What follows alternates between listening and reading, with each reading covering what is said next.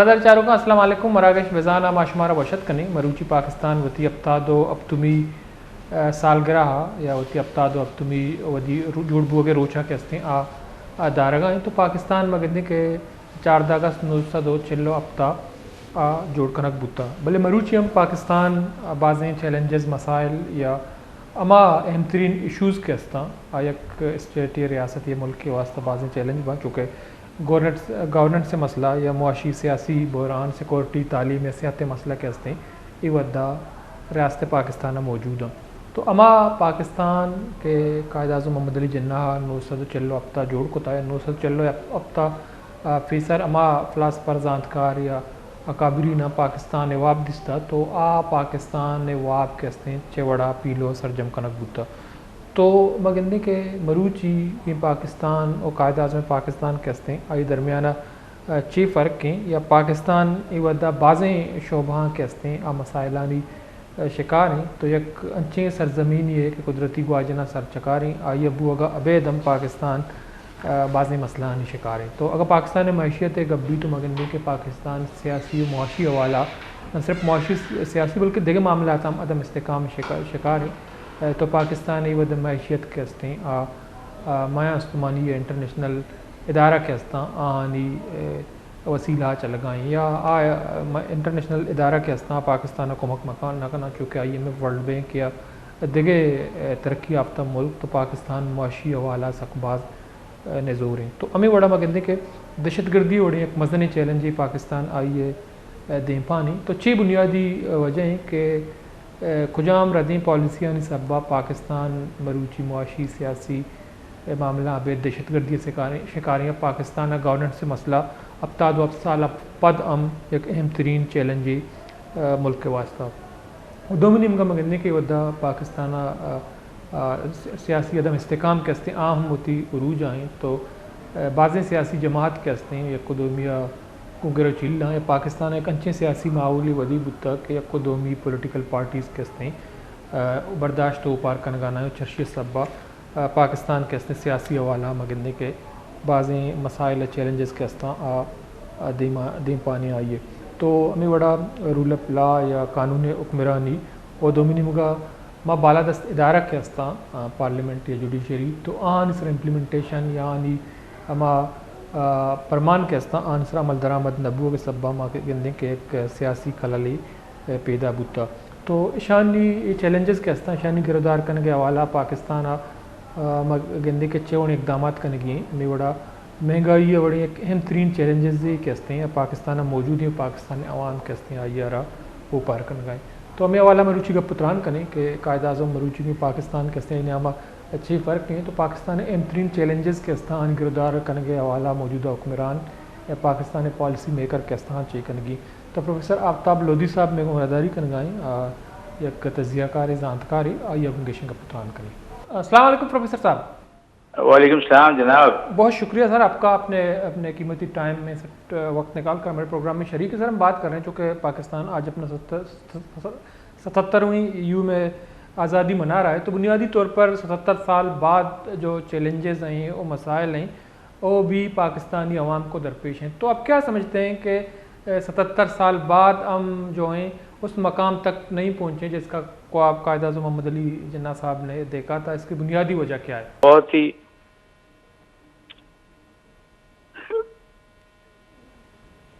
दुख की बात हुई। जी सर। कायद आज़म ने जो ख्वाब देखा था हम उस ख्वाब को पूरा नहीं कर सके, बहुत दुख है। हमारे इखलाकी कदरें खत्म हो गई, हमारे एहसास खत्म हो गए, वतन से मोहब्बत कम हो गई और हिर्स व हवस है कि बस जेब भरते जाओ, बैंक भरते जाओ। अनगिनत जो है ख्वाहिशें हैं इन लोगों की कि सब कुछ मुल्क को लूटो और खाते चले जाओ। ये हिर्स इनकी खत्म नहीं हुई। मुख्तलिफ तरीकों से इन्होंने वतन को कंगाल किया।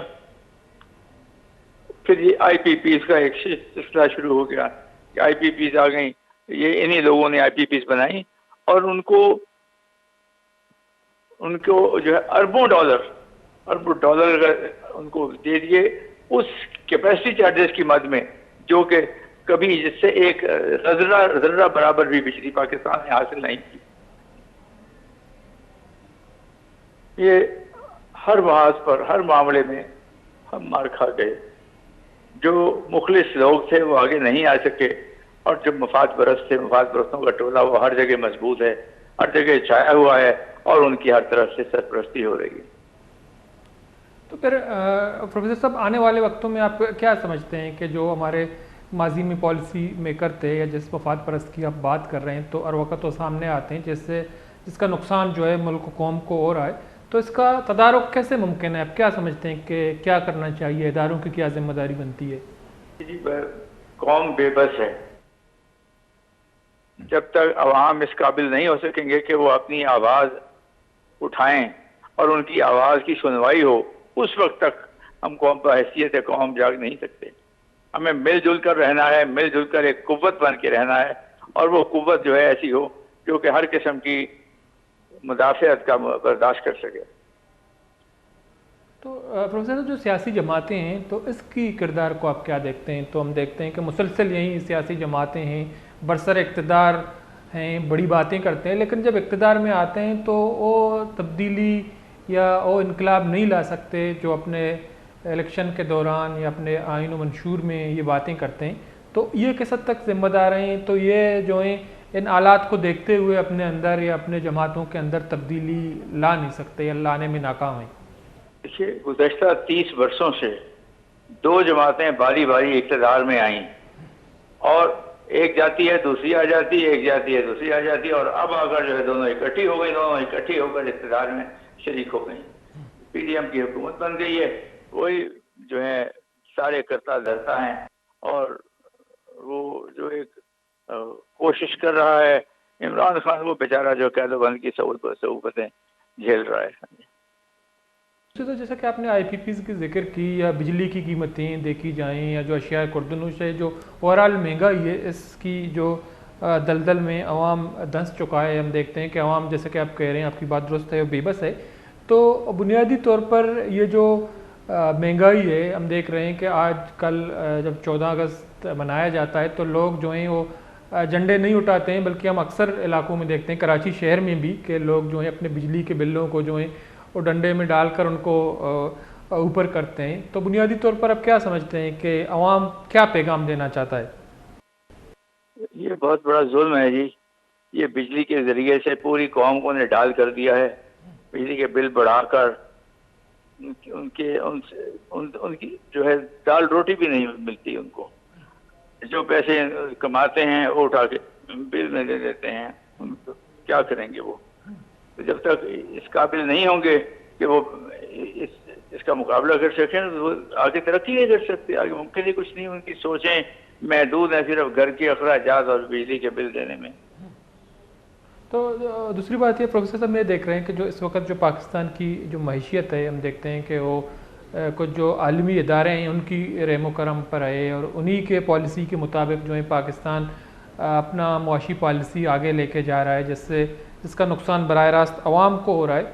तो इस दलदल में ये कौम कब निकल सकता है? क्या करना चाहिए? क्या स्ट्रेटजी होनी चाहिए रियासत की, इदारों की, हुकूमत की? देखिए, हर आदमी मुखलिस नहीं है कौम से।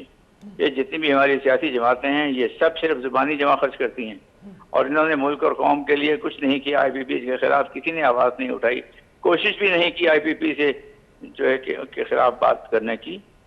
ये तो अभी रिसेंटली ये जो मामला चला है, तो कुछ हालात सामने आए हैं, पता चला है कि जितना भी अरबाब इख्तियार हैं आईपीपी उन्हीं की हैं, और उन्हीं के जो है जितने भी खास लोग हैं सब उन्हीं के खानदान के आपस में बांटा हुआ है इन्होंने। पूरे मुल्क के जो भी रेवेन्यूज हैं सारे यही लोग समेट कर जाते हैं, कट जाते हैं।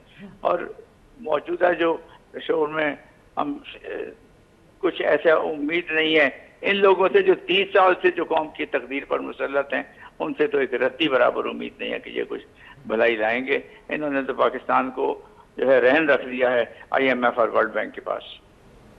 तो फिर अवाम को क्या करना चाहिए? अब क्या समझते हैं कि अवाम इस दलदल से कैसे निकल सकता है? उनको क्या करना चाहिए? कि ये इन्हीं सियासी जमातों के रहमो करम पे उन्हीं सियासी जमातों के जो हैं झंडे उठाकर उनके हक में नारा लगाना चाहिए, या कोई बड़ी इनकलाब की तरफ उनको बढ़ना चाहिए?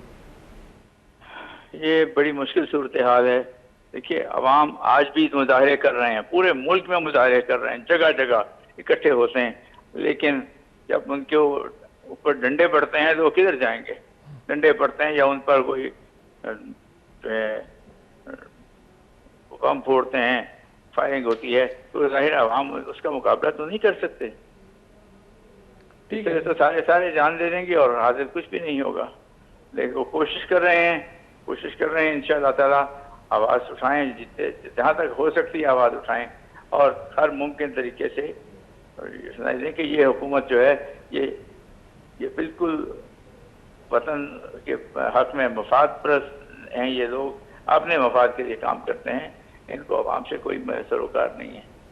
ठीक है, बहुत बहुत शुक्रिया प्रोफेसर आफ्ताब लोधी साहब टाइम निकाल प्रोग्राम में शरीक रहे। मदर जारो का प्रोफेसर आफ्ताब लोधी साहब जो गप त्रान कनगा तो बरूची माँ पाकिस्तान अफ्ताद अफ्तुमी जोड़बू अगे रूच दरगता गप त्रान कनगा चूँकि अफ्ताद साल पेसर वधि के पाकिस्तान जोड़बूता तो पाकिस्तान बानी मुमदली जन्ना साहब अहमद इस्ता के ये गुश्ता के पाकिस्तान ने आइन के हस्ते जमहूरी दी और इस्लामी उसूल के हस्ता आइए मुताबिक पाकिस्तान के हस्ते दीम रवी का तो इस्लाम हमारा जमहूरियत सिकारें था और हमें इंसानी बराबरी और इंसाफ बुनियाद के हस्ते माँ वती कौम बराबरी दरसा दी भले माँ गंदे के मरूची अफ्ताद अब साल पद म गप या म तकरीर या म बुनियादी उसूल के हस्ता आइस आइन सरा एच वड़े अमल दरामद होगा नहीं तो एक कौम के हस्ते पाकिस्तान है तो का नश्ता भले अमा बुनियादी इंसानी हकूक़ के बुनियादी मसाइलानी शिकारें के मरूची हम गिरने के आन इसराइल छोड़े